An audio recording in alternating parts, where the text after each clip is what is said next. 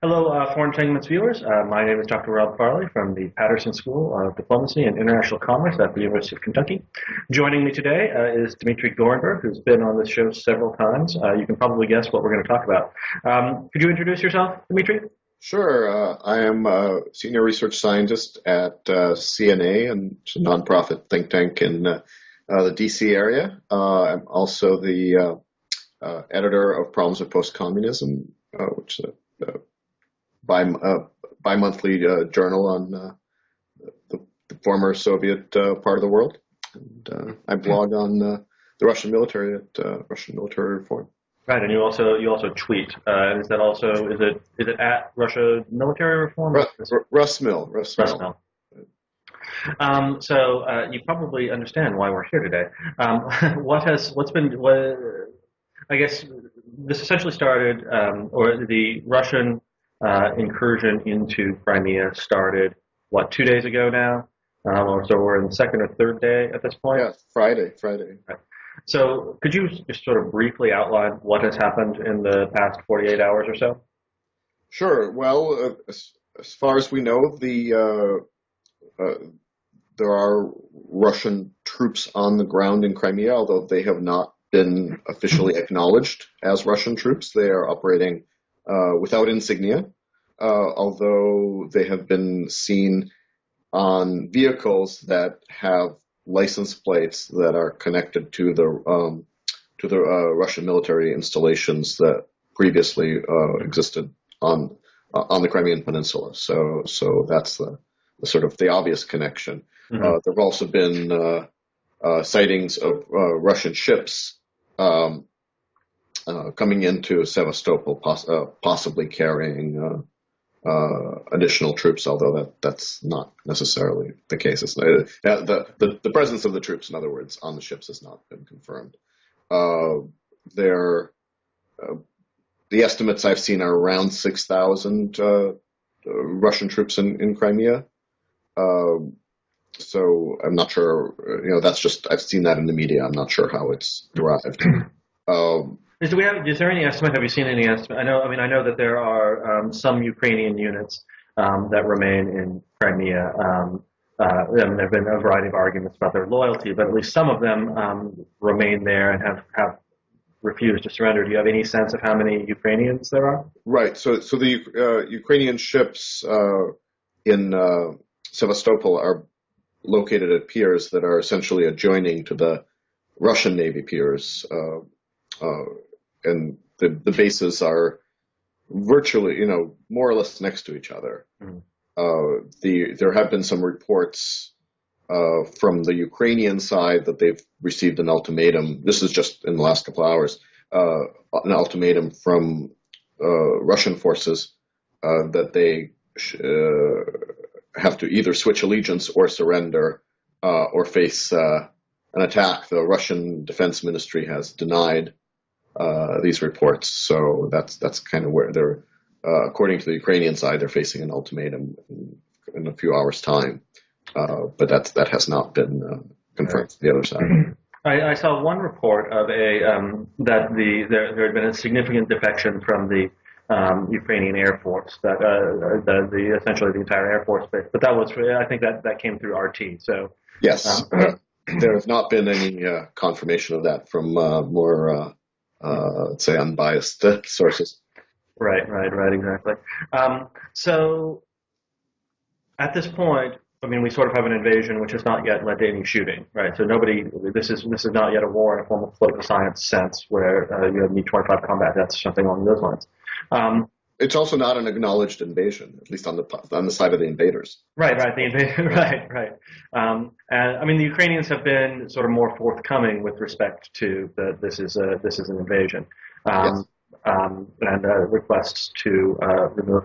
So, what is the Russians are basically the first movers here? In your view, what is the Russian logic behind the move into Crimea? Well, it's I'll start by saying that I certainly didn't expect this. I don't think many people expected this at all. In fact, the dominant discourse even the day before it happened was that it wasn't going to happen, and there was going to be some rhetoric and some saber rattling with the military exercises that had started, and that would be that. Mm-hmm. So it's so that's just a caveat saying that we don't necessarily know exactly what was going on. We can only speculate. I think that fears that the Russian Navy base in Sevastopol was under threat. Mm-hmm. I don't mean a threat of attack. I mean a threat of being asked to leave. Mm-hmm. Was part of the equation. Now, is that credible? Right? I mean, because after the Orange Revolution, where you had a more or less anti-Russian, not quite, but more or less anti-Russian government, the lease was allowed to remain. I mean, so was there a credible reasons to believe that it would have been suspended in this case? Well, what was going on at that period was a discussion of not renewing the lease when it expired in 2017. Mm-hmm. So then when Yanukovych came in as president in 2010, he fairly quickly made an agreement to extend the lease through 2042. Mm-hmm. And there were some concerns, I think, on the Russian side that agreement would be declared illegitimate, mm-hmm. Much as, and I think part of the calculus was that one of the first acts of the Ukrainian parliament was to suspend the language law that was passed under Yanukovych. And so there may have been some, and again, I'm speculating here, mm-hmm. but there may have been some fear that some similar logic would be used to declare the extension of the basing agreement to have been adopted in violation of parliamentary procedure or something along those lines, and then Russia would be facing a request to leave by 2017. So in that situation, Russia would have to either vacate the base or exert pressure down the road to try to force the Ukrainians to change their minds. And it's a significant, infrastructurally, it's a significant naval base. I mean, this is a major, it's pretty critical to the ability of the Russian Navy to really operate significantly in the Black Sea. Yeah. And by Black Sea, in extension to the Mediterranean and other areas around the world. Yeah. Well, it's the main base of the Black Sea Fleet, which is the third largest of the four Russian fleets, and one that they've the ships that are there are pretty old and not in great shape. But as part of the agreement with Yanukovych, there was an agreement to allow the fleet to renew its the ships that are based there. So there's a construction program going on right now that's going to lead to new frigates, and so the idea is kind of there was a plan to really modernize, not so much to expand the size of the fleet, but just to retire the old ships, which are from the 70s primarily, one from the 60s, one maybe from the 80s, but virtually no post-Soviet ships based in Sevastopol, and kind of build that fleet up with the goal of having it play a role in the Med, for example, and do more kind of out of area types of operations. Now, I mean, even sort of phrasing Russian interests in these terms, and in the notion even of a relatively cooperative invasion still seems a relatively extreme response to these sorts of concerns, right? I mean, worst case scenario even would be the lease is extended to 2017. That still gives you would think that gives you several years to sort through these issues before you actually have to invade Crimea. So what in your thinking, what gave this more immediacy for Russia? Well, so before I get to that, I don't think that's the only reason the fleet. Right? There are also sort of geopolitical considerations, which I think are very important for Putin. He's shown that time and time again. So there was, and I just wrote about this yesterday, that some commentators have been sort of treating this as Putin kind of running the table in a way, and potentially a big victory for Putin. I see it as sort of on the geopolitical side as a reaction to a big loss, right? So he was facing, from his point of view, the takeover of Ukraine by his enemies, essentially, right? Right. It's been portrayed as such in the media for the months of the protests and so forth. So in a situation where he had gone from expecting Ukraine to be part of the Eurasian Union and cemented to Russian economic and political influence, to in the space of a week or two having the opposite, where Ukraine was going to go with the EU, cut off all the customs unions and that kind of thing that Russia wanted to be part of. There was some, I think there must have been some calculation to salvage what can be salvaged, and Crimea is one very distinct in terms of political identities. I wouldn't want to say that that's everyone's pro-Russian there, Right. but there is a larger pro-Russian contingent than even in the easternmost Ukrainian. That's something like 58 or 60%, which is the highest in Ukraine, was my understanding. Oh, yes, in terms of population numbers, but I'm talking about just even ethnic composition, but political attitudes are more pro-Russian there than in other parts of Ukraine. And plus they had the troops already stationed there, right, with the Navy facilities, which are not just ships. I mean, it's primarily ships, but there's also naval infantry. There's some aviation units as well. So those could be used as kind of cover to allow the forces to come in. It could also be contained much more easily than, if you start bringing in troops in eastern Ukraine, it's unclear where the borderline, how far you go. Whereas, Crimea has the advantage of being a nice self-defined peninsula with a narrow access, so you can defend that very easily, right? And you can advertise, as they have been, as the Russians have been doing, that this is as far as we're going, and that's credible because of the geographic. Exactly. Exactly. So that's kind of allowing, I think, Ukraine, the Ukrainian government to, for now, avoid any confrontations, because I think that had Russian troops entered eastern Ukraine, I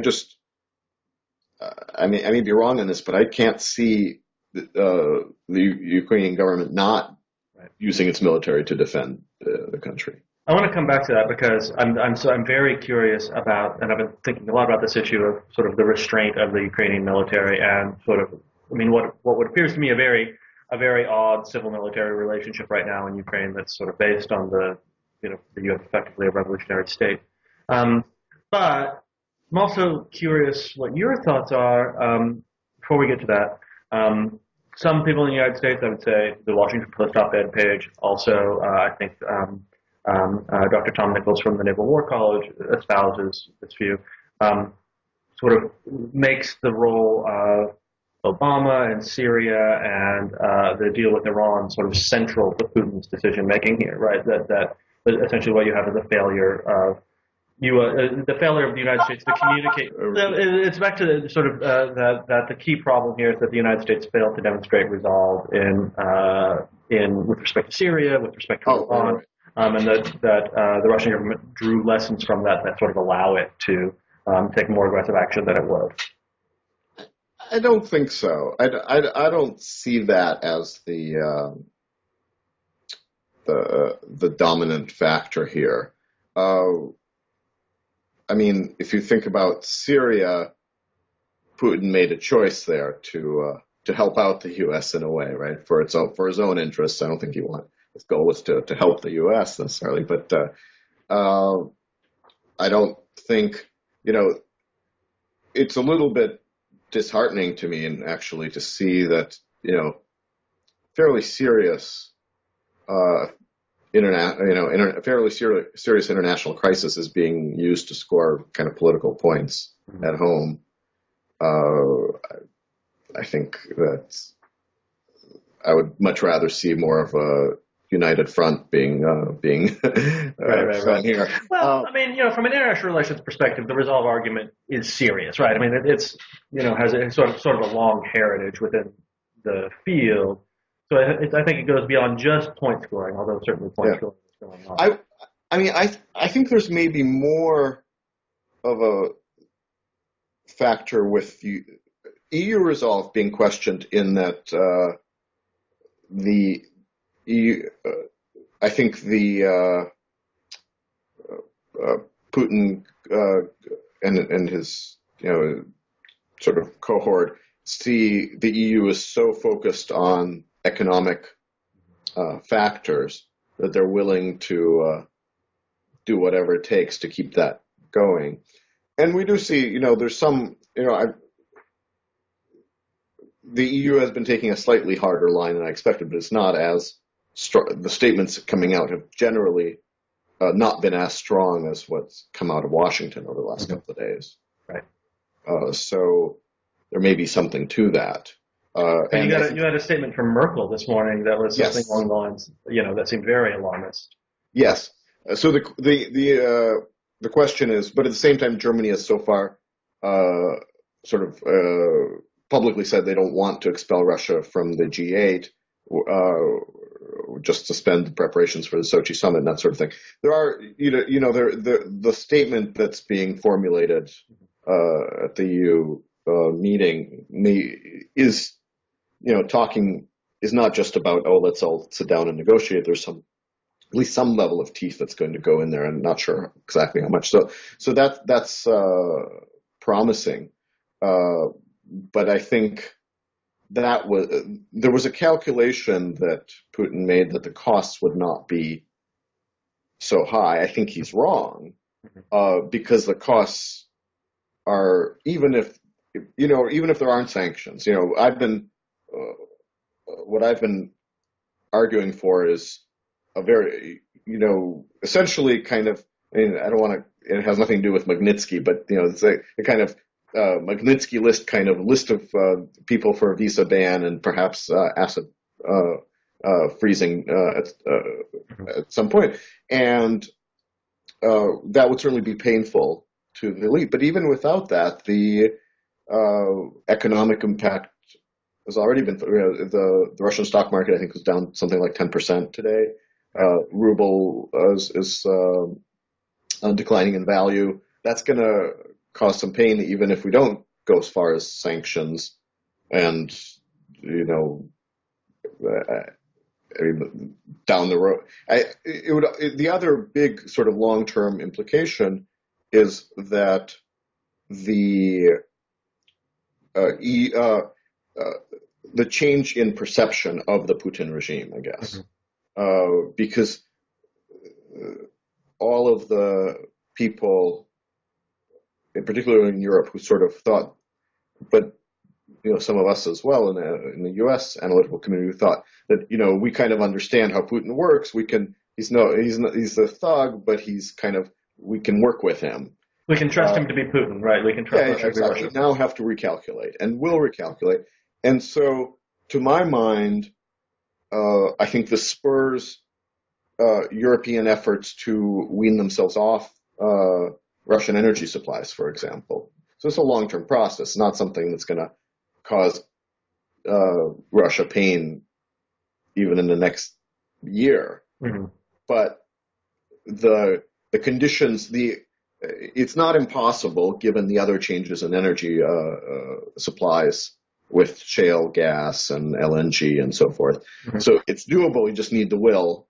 to do it. And now I think this provides, to some extent, the will. Now, I don't know if it'll happen or not. Right. There's obviously a lot of contingencies. And there's still, and the one thing that is, we started with the fact that the troops still haven't put on their insignia is actually perhaps encouraging, right? Putin has left himself a little window to climb down if necessary. So if a deal that works out for him is made, then he can say, "Oh, we decided not to intervene." These folks will go.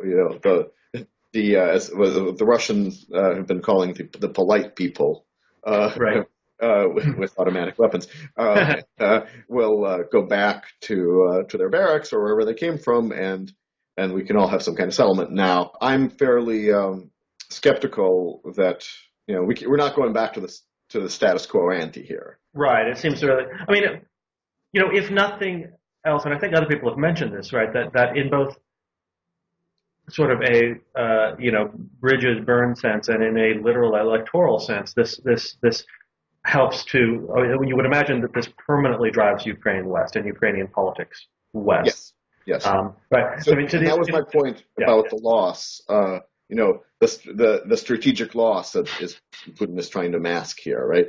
That his calculation, which I think was wrong, was that Ukraine was lost, and so he should try to get what he can, or destabilize the rest in a way, right? Which is what's we're seeing happen in some of the eastern parts now.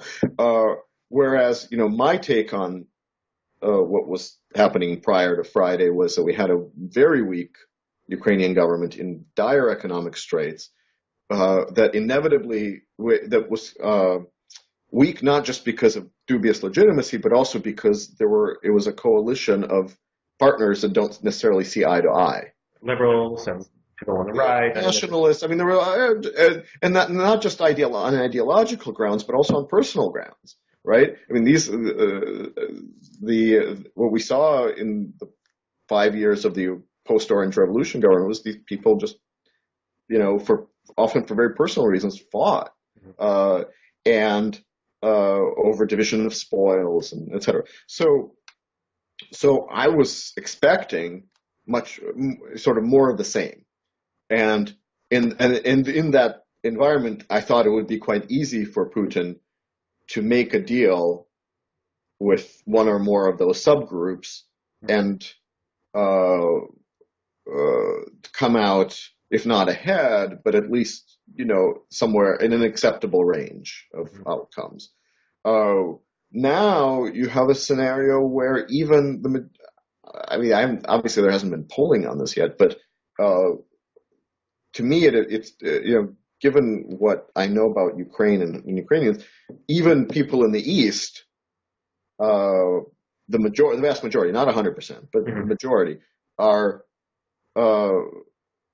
going to unite behind Ukrainian national integrity, essentially. So we do come back to the military question we hinted at before. So, I mean, one of the fascinating things to me, and this goes all the way back to Graham Allison, but the sort of standard operating procedures for military organizations, right? I mean, it had to be part of Ukrainian military doctrine to defend against an attack from Russia, right? I mean, that's the most likely thing to happen to the Ukrainian military, and especially in a context where you would expect standard operating procedures to take over, right? Where you don't have a firmed up civilian leadership that necessarily has a strong personal relationships with the military. It would seem like a perfect situation to expect that there would be incidents that would be initiated by Ukrainians in response to a Russian incursion, and yet the Ukrainians have been extremely restrained with respect to what the Russians have been doing so far. Yeah. So I think the fact that it's just in the Crimea makes it easier in a couple of ways. One, like I said at the beginning, these people are co-located, right? It's not like some foreign force has invaded. even if the troops have been brought in from Russia, which I'm sure a large number of them have, they're used to working together. Mm-hmm. They're used to having to share facilities and cooperate. So when you combine that with what I'm sure were very explicit orders coming from Kiev saying no provocations. We don't want to give any excuse. We know how this worked in Georgia. Mm-hmm. Don't give any excuses. And I think that those two factors together helped. Because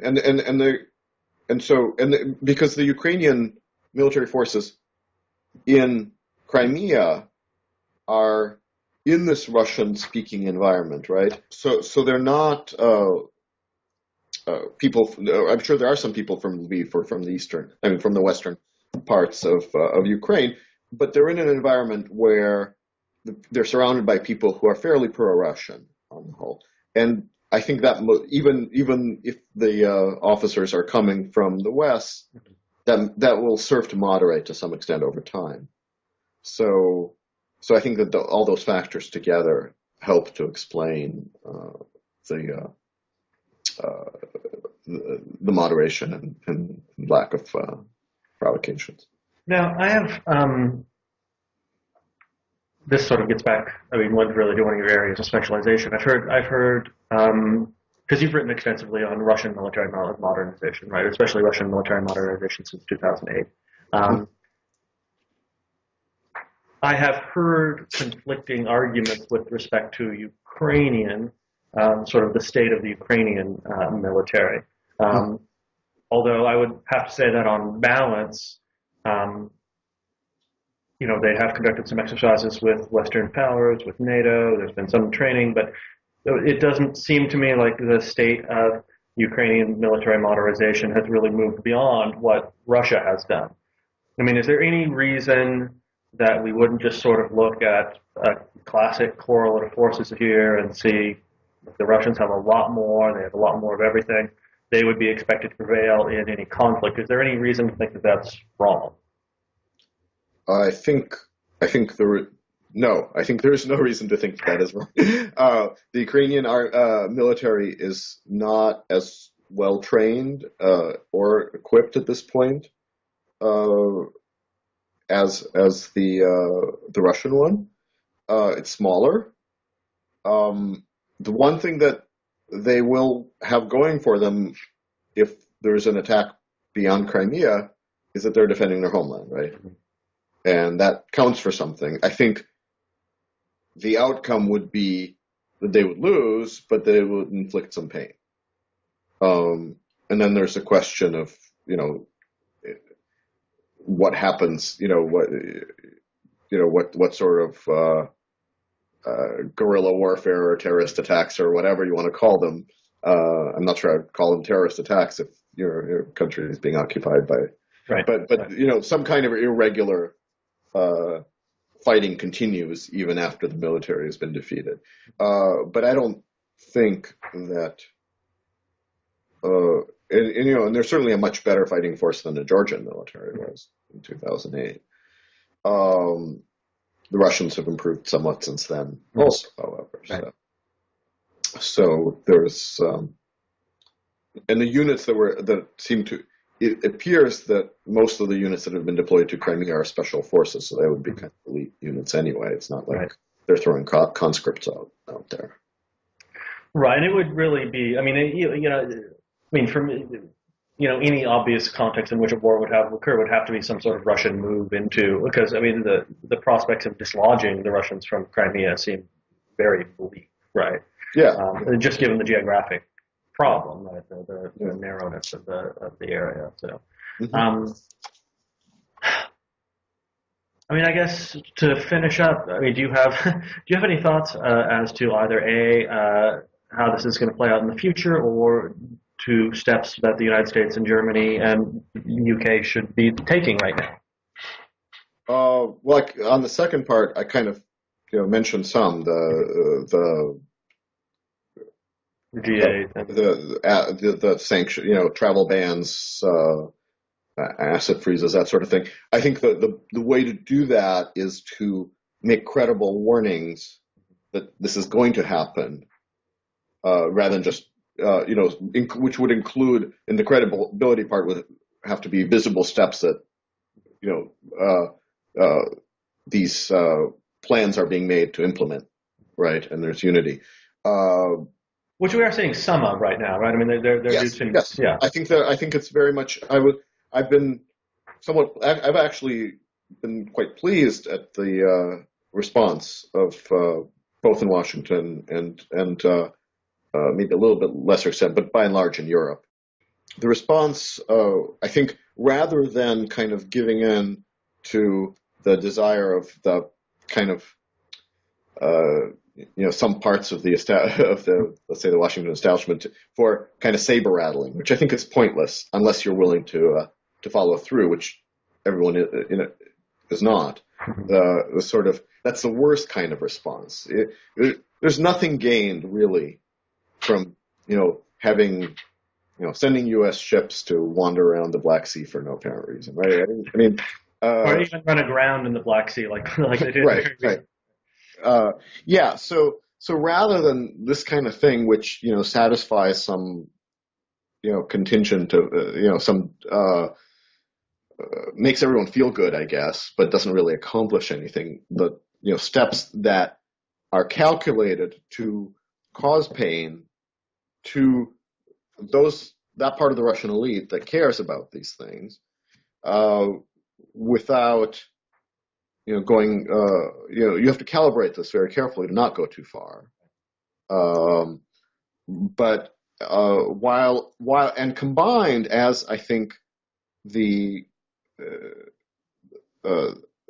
Euro-Atlantic Alliance is doing, to with a way out, let's have the OSCE come in, right? This is kind of what's being put on the table now, and the OSCE can make sure that the Russian speaking population isn't hurt or attacked or whatever.